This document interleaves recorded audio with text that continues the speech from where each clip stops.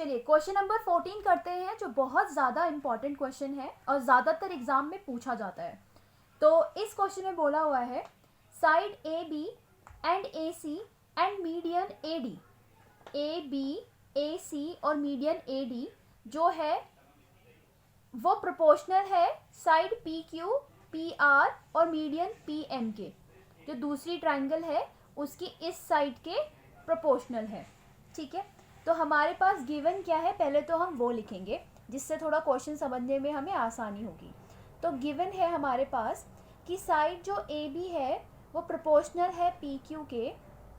ठीक है, जो साइड मीडियन हमारा ए डी है वो प्रोपोर्शनल है इस मीडियन के पी एम के, और जो साइड ए सी है वो यहाँ पे इक्वल है पी आर के। तो मतलब प्रोपोर्शनल है ए सी प्रोपोर्शनल टू पी आर।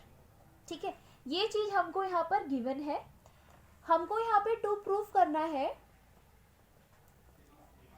कि ये दोनों ट्राइंगल, ये कंप्लीट ट्राइंगल एक दूसरे की क्या हो, सिमिलर हो। तो triangle A B C is similar to triangle P Q R, ये चीज़ हमें यहाँ पर प्रूफ करनी है।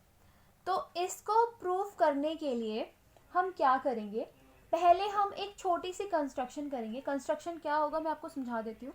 हम ए डी को एक्सटेंड करेंगे, ठीक है, पॉइंट ई तक, और ये बोल देंगे जो देखो यहाँ पे जो आपका डी है वो मिड पॉइंट है, क्योंकि मीडियन है तो ये मिड पॉइंट हो जाएगा, तो ये वाली साइड इसके इक्वल हो जाएगी। और जो मैं ए डी को एक्सटेंड कर रही हूँ ई तक, वो इस तरीके से करूँगी कि मेरी जो ये वाली साइड है ए डी है वो इक्वल हो जाए ई डी के। ठीक है, और उसके बाद मैं इनको भी आपस में ज्वाइन करवा दूंगी, इनको भी आपस में ज्वाइन करवा दूंगी। ठीक है, तो सेम जो मैंने यहाँ किया है वही कंस्ट्रक्शन मैं पी क्यू आर के लिए भी करूँगी। पी एम को एक्सटेंड करूँगी, पी एम को एक्सटेंड करूँगी एल तक, और एल आर और क्यू एल क्यू को भी ज्वाइन करवा दूंगी, और यहाँ पर इस तरीके से एक्सटेंड करूँगी जो पी एम है वो इक्वल हो हमारे एम एल के, और ये मिड पॉइंट होने के कारण ये वाली साइड इसके इक्वल होगी। तो कंस्ट्रक्शन देखिएगा, इसकी लैंग्वेज कैसे करेंगे। कंस्ट्रक्शन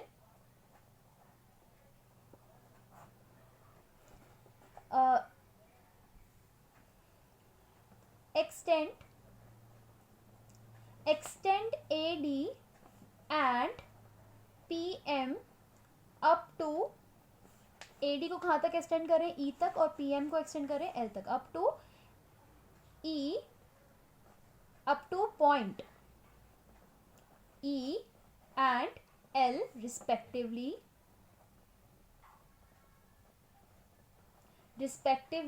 such that जो AD है वो इक्वल होगा DE के। ठीक है, और एंड जो PM है वो इक्वल होगा ML के। ठीक है, इस तरीके से हम कंस्ट्रक्शन करेंगे। और साथ ही मुझे पता है, एंड वी नो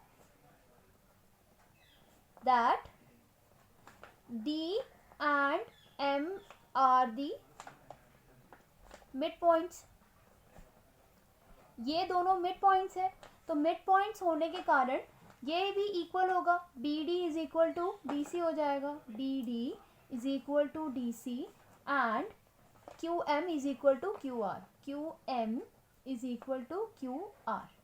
ठीक है, ये दो चीज़ें भी हमने यहाँ पर ले ली हैं। अब यहाँ पर चीज़ें बहुत ध्यान से चीज़ें देखनी है, आपको अच्छे से समझ आएगा।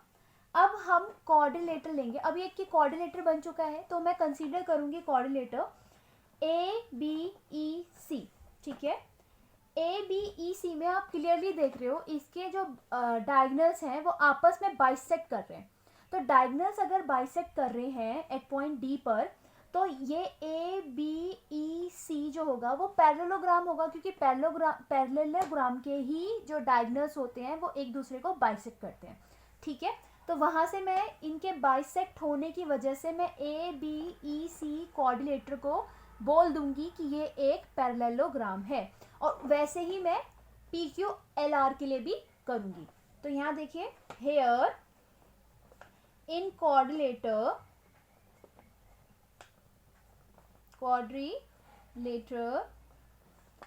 ABC,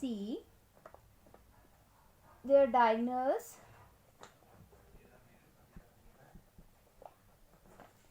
bisect each other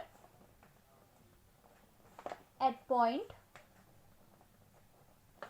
D.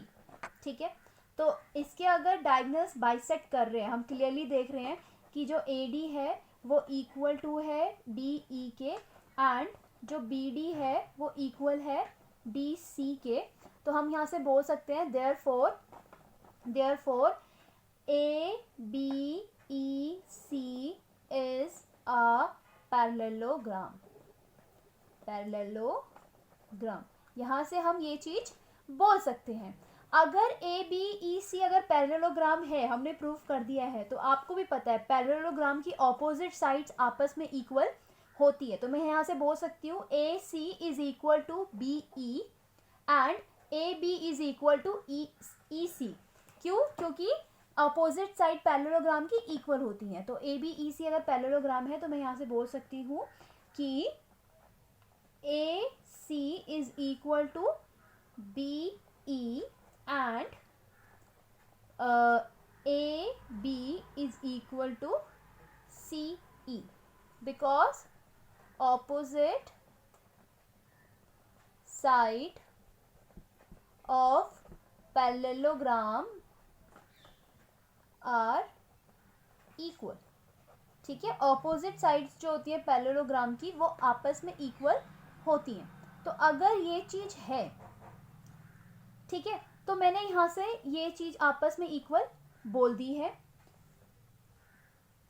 यहाँ से ये वाली चीज हमने आपस में इक्वल बोल दी है। तो जिस तरीके से मैंने ABEC को पैरेललोग्राम प्रूफ किया है, वैसे ही सिमिलर वे में PQLR को भी हम पैरेललोग्राम बता देंगे, और अगर ये पैरेललोग्राम है तो इसकी भी ऑपोजिट साइड्स इक्वल होगी। तो मैं ज़्यादा लिखूंगी नहीं, मैं सिमिलरली करके बताऊंगी। सिमिलरली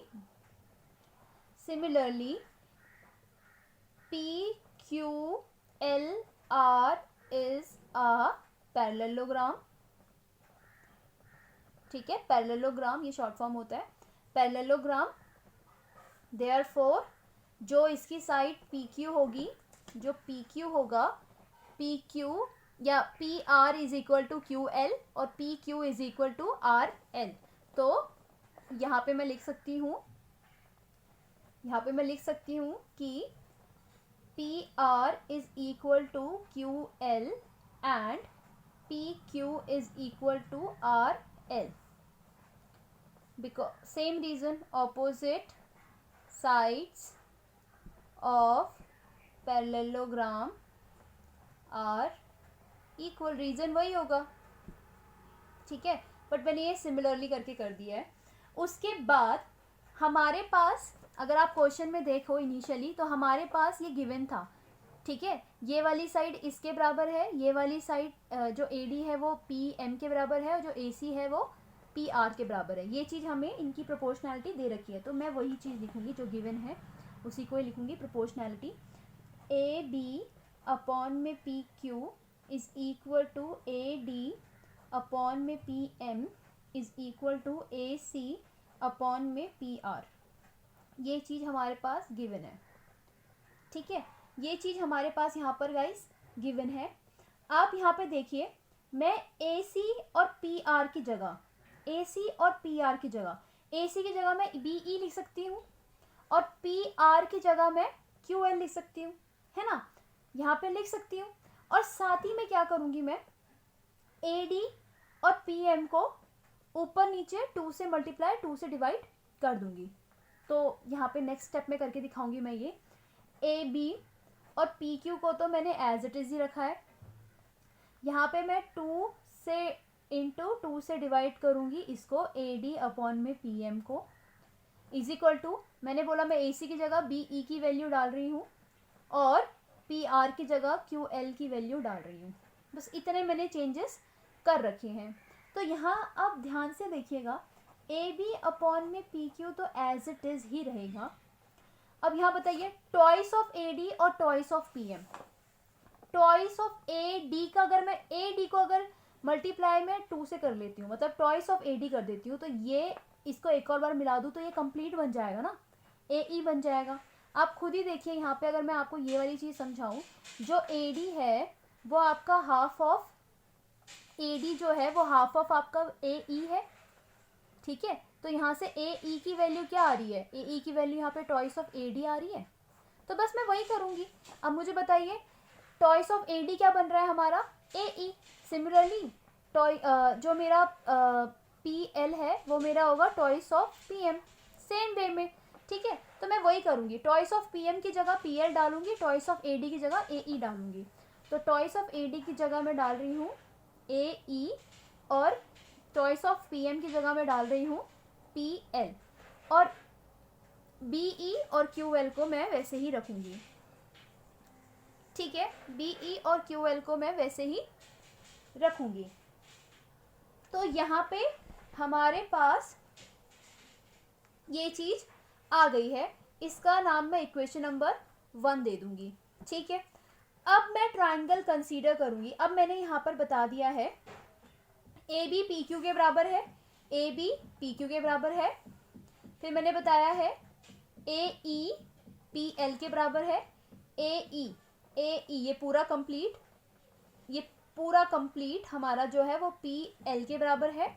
और लास्ट में एक और है बी ई अपॉन में क्यू एल, जो बी ई है वो क्यू एल के बराबर है। तो गाइज अगर मैं ये कंप्लीट ट्रायंगल कंसीडर करती हूँ, ठीक है, ये कंप्लीट ट्रायंगल, ये वाली साइड की ट्रायंगल कंसीडर करती हूँ, तो ये दोनों ट्रायंगल एक दूसरे के सिमिलर हो जाएंगे क्योंकि इनकी साइड्स एक दूसरे के प्रोपोर्शनल है। तो वही करूँगी। अब मैं करूँगी consider triangle A B E and P Q L.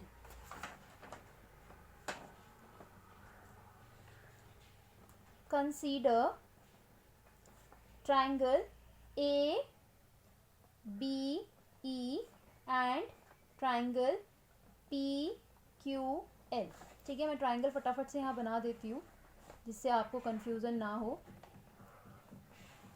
इसका नाम A B C था, ये पूरा कंप्लीट E तक जा रहा था, ये हमारा D था और इसको ज्वाइन करवा दिया, ठीक है। ये होगा P Q R और यहाँ से पूरा जा रहा था एल तक, ये एम है, और इसको ज्वाइन करवा दिया, ठीक है। तो मैंने फटाफट से ट्रायंगल बना दी है सो दैट आपको इधर से भी समझ आ जाए। तो मैंने यहाँ पे ट्रायंगल कंसीडर किया है ए बी ई और पी क्यू एल, ठीक है। और अभी मैंने बताया कि ये वाली साइड इसके बराबर है, ये वाली साइड इसके बराबर है, और ये पूरी कंप्लीट वाली साइड इसके बराबर है। ये मैंने प्रूफ ऑफ इक्वेशन नंबर 1 में किया था, तो वही लिख दूँगी मैं। जो ए बी है वो पी क्यू के बराबर है, जो बी ई है वो क्यू एल के बराबर है, और जो ए ई है वो हमारे पी एल के बराबर है फ्रॉम इक्वेशन 1। तो यहाँ पर ये दोनों ट्राइंगल एक दूसरे के सिमिलर हो जाएंगी। A B E is similar to triangle P Q L by side similarity, ठीक है। साइड से अगर ये इक्वल हो गया तो मैं यहाँ से बोल सकती हूँ कि इस पूरी ट्राइंगल का जो बी ए ई है, ये वाला पार्ट जो है वो इसके इक्वल हो जाएगा पी क्यू एल के, या पी क्यू एल के। क्यों? क्योंकि सी पी एस टी से ये दोनों ट्राइंगल अगर सिमिलर है तो मैं इसका हाफ ऑफ एंगल इक्वल मान लेती हूँ। तो angle B A E is equal to angle Q P L, equation number 2। ये क्या, by C P S T, इसका रीज़न है by C P S T, ठीक है। तो मैंने ये वाला एंगल इसके इक्वल बोल दिया सी पी एस टी से। सिमिलरली जिस तरीके से मैंने ये वाली ट्रायंगल आपको सिमिलर प्रूफ करके दिखाई है, ये दोनों ट्रायंगल, उसी तरीके से ये हाफ पोर्शन भी तो सिमिलरली प्रूफ हो जाएगा। तो अब मैं इतना करके नहीं दिखाऊंगी, हम सिमिलरली लिख देंगे। तो similarly triangle A E C and triangle P L R इस जो होंगी एक दूसरे के सिमिलर होंगी। ये जो होगी एक दूसरे के, ये दोनों ट्रायंगल भी आपस में क्या होंगी, सिमिलर होंगी by S S S similarity, ठीक है, by S S S similarity से ये दोनों ट्राइंगल भी एक दूसरे के इक्वल होगी। तो मैं यहाँ से भी तो बोल सकती हूँ ये वाला एंगल इस एंगल के बराबर होगा, ये वाला एंगल जो है वो इस एंगल के बराबर होगा सी पी एस टी से। तो angle C A E is equal to angle R P L by C P S T. इसको इक्वेशन नंबर मैं 2 बोल दूंगी। तो यहाँ से देखिए इक्वेशन नंबर 1 और इक्वेशन नंबर 2 को अगर मैं ऐड करती हूँ, adding equation number 1 and 2, adding equation 1 and 2, तो बेटा जो LHS आपस में ऐड होंगे और QPL और RHS आपस में इक्वल होंगे। तो एंगल BACE प्लस में angle CAE is equal to angle QPL plus में एंगल RPL, यही होगा आपस में। और अगर मैं इन दोनों को जोड़ूं BAE और CAE, BAE और CAE, तो बेटा ये तो कंप्लीट एक एंगल बनता है। तो ये बन रहा है एंगल BAC। यहाँ पर भी सिमिलरली QPL और PRPL, तो ये कंप्लीट एंगल बन जाएगा एंगल QPR। तो ये दोनों आपस में आ गए इक्वल। इसको मैं इक्वेशन नंबर 3 देती हूँ। अब मेन काम करना है हमें, अब मुझे ट्राइंगल ही कंप्लीट कंसीडर करनी है, ABC और PQR। Consider triangle ABC and PQR। यहाँ पे मुझे ये चीज़ तो गिवन ही थी, कि जो AB है वो PQ के बराबर है और जो AC है वो PR के बराबर है। ये चीज़ तो हमें गिवन थी, इनके रेशियोज हमें गिवन थे। तो AB is proportional to PQ is equal to AC is proportional to PR। ये चीज़ तो मुझे यहाँ पर गिवन ही थी क्वेश्चन में। और ये दो एंगल्स मैंने अभी प्रूव किए हैं। Angle BAC is equal to angle QPR from equation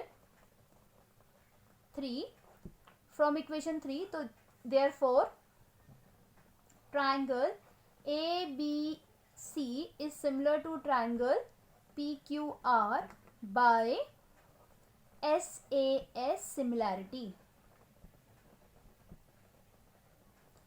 SAS similarity से ये दोनों ट्राइंगल्स जो हैं वो इक्वल हो जाएंगी। यही चीज़ हमें प्रूव करना था, तो हेंस प्रूफ। Thank you.